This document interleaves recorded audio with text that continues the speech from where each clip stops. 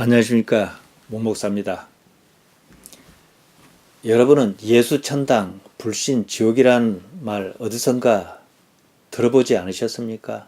보기도 하였을 것입니다. 제가 오래전에 명동에 나간 적이 있었습니다. 아주 오래됐지요. 전도하는 사람을 보았는데요, 무시무시한 모양을 했습니다. 이런 팻말을 들고 붉은 십자가를 그었더라고요. 예수, 천당, 불신, 지옥. 예수님 안 믿으면 지옥 간다 그 말이겠지요. 믿으면 천국 간다 이 말이겠지요. 기독신앙인으로서 여러분은 그 모습을 보고 어떤 느낌이 들었습니까? 부정은 못하겠는데 어딘가 석연찮다, 이런 느낌 아니었습니까? 오늘 이 문제를 한번 생각해 보십시다. 한국 기독신앙인에게서 천국은 무엇인가? 복음서에서 말하는 천국이 과연 예수, 천당, 불신, 지옥, 그 사람이 전해준 그 우리가 생각할 수 있는 이미지, 그런 데인가 말이죠.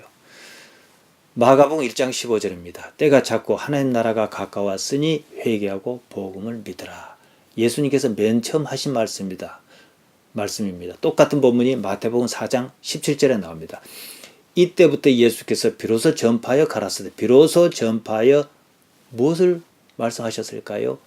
회개하라, 천국이 가까웠느니라. 그러니까 천국이 가까웠다, 하나님 나라가 가까웠다. 어느 게 맞는 말일까요?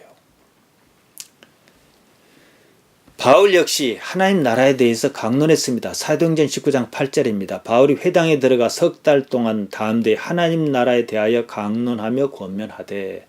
사도행전 28장 31절입니다.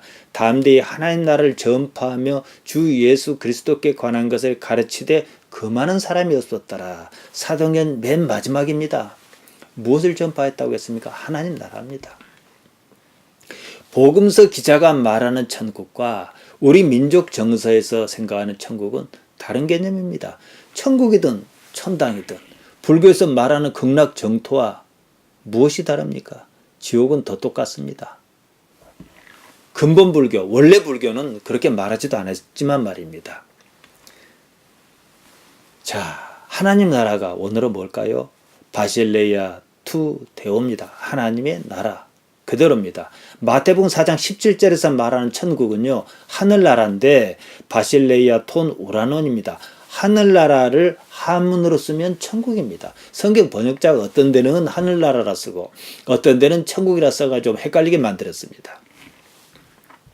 아무튼요, 마태는 하늘나라라 했고 마가는 하나님 나라라 했어요. 어느 게 더 정확한 의미일까요? 하늘이란 말 우라노스입니다. 고지 개념으로 오로스에서 유래했는데요, 에베레스트 산처럼 높은 데를 말하지 않습니다. 하나님의 존재적 성질을 드러냅니다. 높은 데는 모든 걸 내려다볼 수 있지 않습니까? 그런 의미지요. 그리고 나라라는 말이 더 중요합니다. 바실레이아, 이 말은 영토를 말하지 않습니다. 통치를 말합니다. 통치 주권의 문제지요. 기본형이 바실리오인데요, 내가 왕노릇한다, 내가 통치한다, 이런 말입니다. 그러니까 지금 이 세상을 누가 통치해요? 하나님이시지요. 누가 왕이십니까? 하나님이시지요. 이걸 인식하느냐? 하나님께서 통치하시는 나라가 하나님 나라입니다.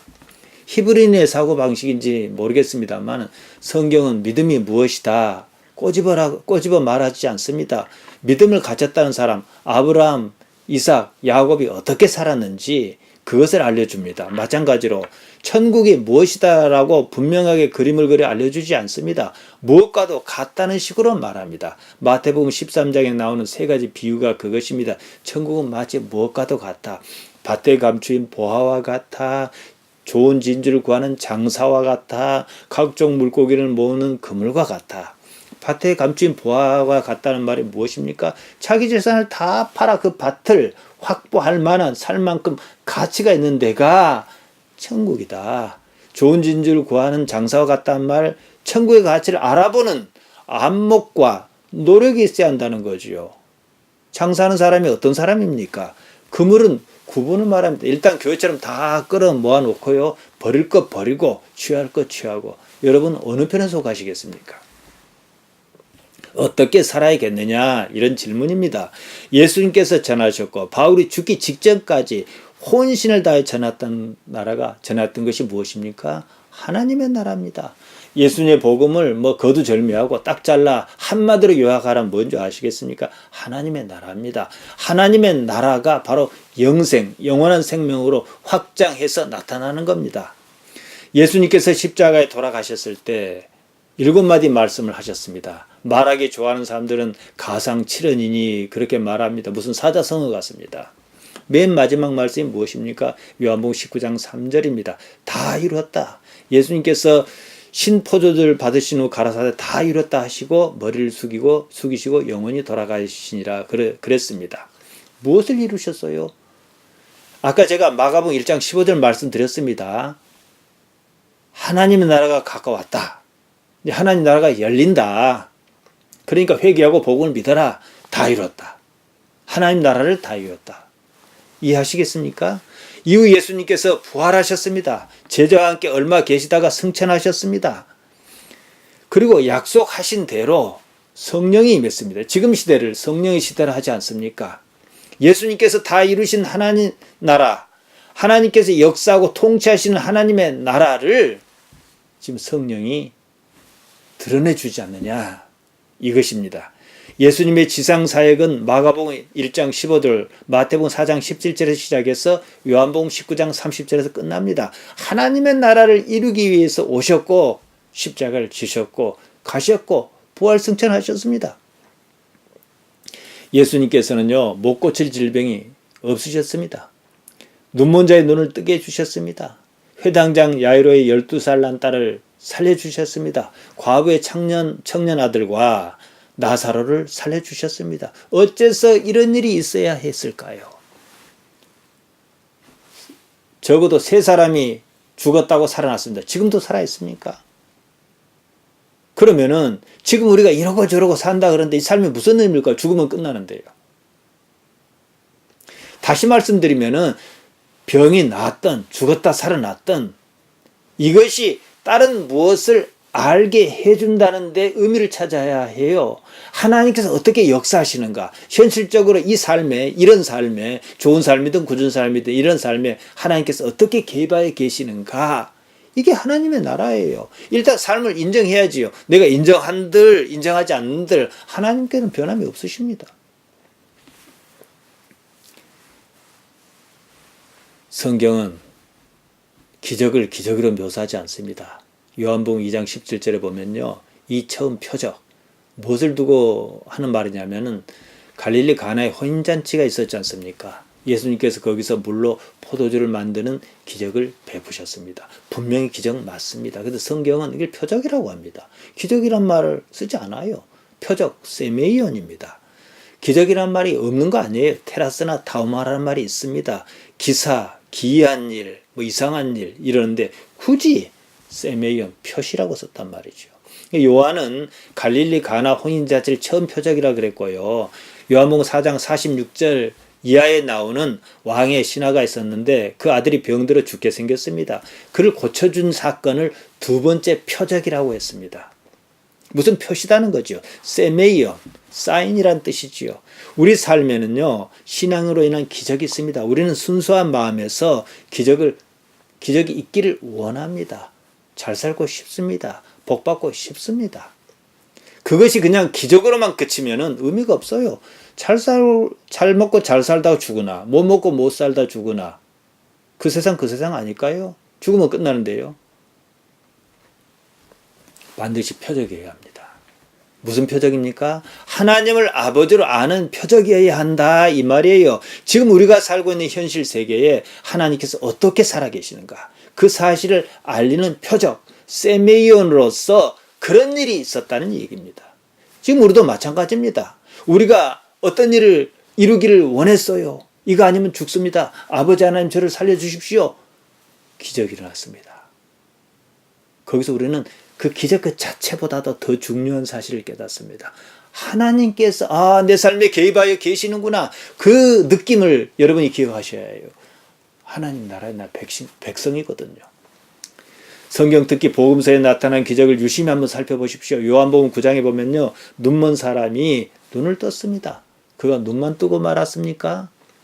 10명의 문둥병자가 있었습니다. 멀리서 예수님께 병을 고쳐달라 했습니다. 고쳐주셨습니다.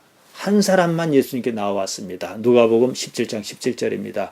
10사람이 다 깨끗함을 받지 아니하였느냐? 그 9은 어디 있느냐? 9에게는 기적만 경험했습니다. 성한 사람으로 좀 더 살다 죽고 말았습니다. 그러나 사마리아 사람 한 사람에게 표적이었습니다. 어째서 이런 일이? 내게 어째서 이런 일이? 하나님은 내게 무엇인가? 선생님, 내가 무엇을 하여야 영생을 얻겠습니까? 최소한 이런 마음이었다는 것이지요. 하나님 나라라는 말 바실레이아 투 데우가 의미하는 바가 이것입니다. 하나님께서 삶에 개입하여 계신다는 거예요. 사실은요, 이 세상 천지가 하나님 나라입니다. 다만 어떤 이는 그걸 하나님 나라라고 인식할 수 있고 어떤 이는 인식을 못할 뿐이요. 그 차이입니다. 하나님 나라라고 인식하는 사람은 하나님과 관계하여 하나님을 기노스코 야다에 가면서 살려 할 것이고, 이 나라가 하나님 나라라는 걸 인식하지 못한 사람은 거짓말을 하든 사기를 치든 아니면 뭐 도덕군자로 살아도 마찬가지입니다만은 그냥 그렇게 한 세상 살다가 말 것입니다. 예수님의 복음은 결국 하나님 나라를 말합니다. 예수님께서는 하나님을 현실적인 분으로 드러내 주셨습니다. 지금은 그 일을 성령이 합니다. 예수님께서 사람의 아들로 오셨습니다. 하신 일은 지금 이 삶에 하나님께서 어떻게 통치하고 계시는지 그 사실을 밝히는 일이었습니다. 잠언 3장 6절 우리가 잘 아는 말씀이 있습니다. 너는 범사의 그를 인정하라. 그리하면 내 길을 지도하시리라. 인정하단 말 야답니다. 알다라는 뜻이에요.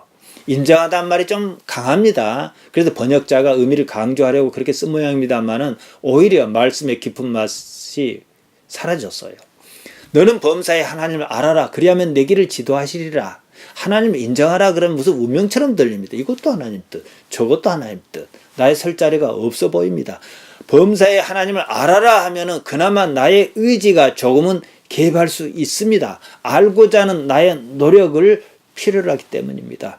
알다란 말은 특별합니다. 헬라어로는 기노스코입니다. 똑같아요. 깊은 관계로 아는 것을 말합니다. 남녀 관계로 쓰이기도 했습니다. 창세기 4장 1절에 보면요.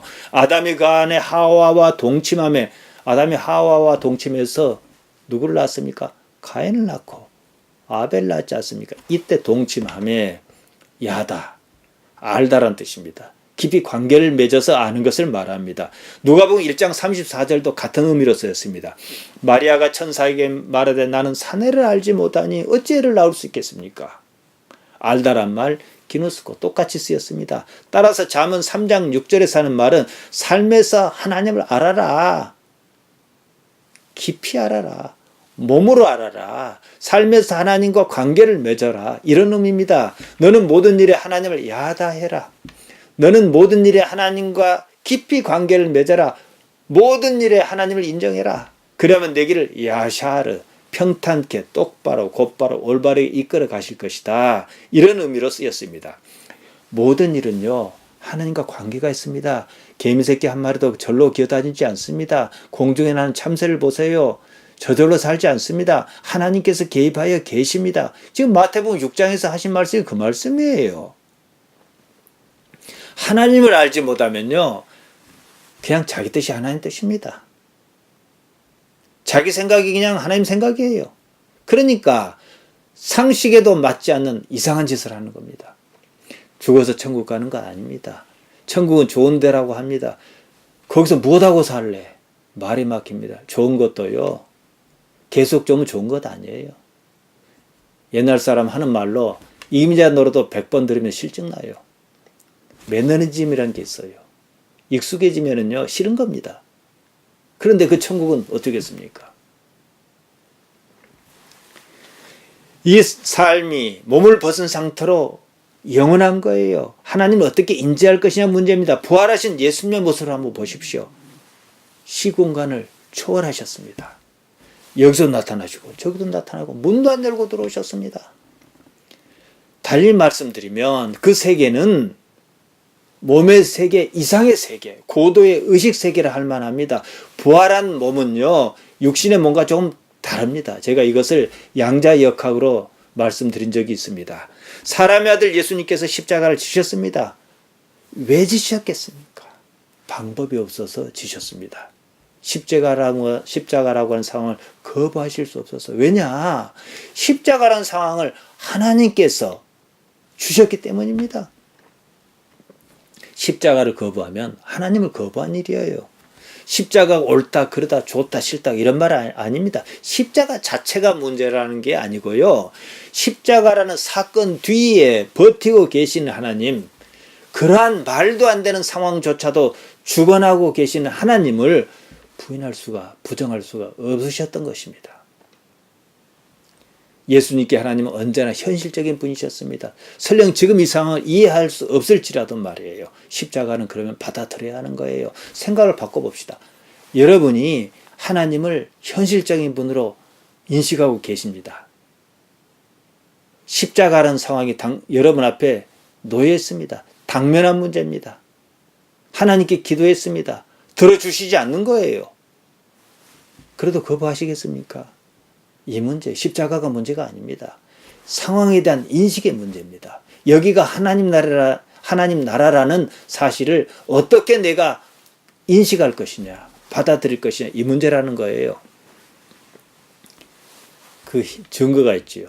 마태복음 26장 53절인데요.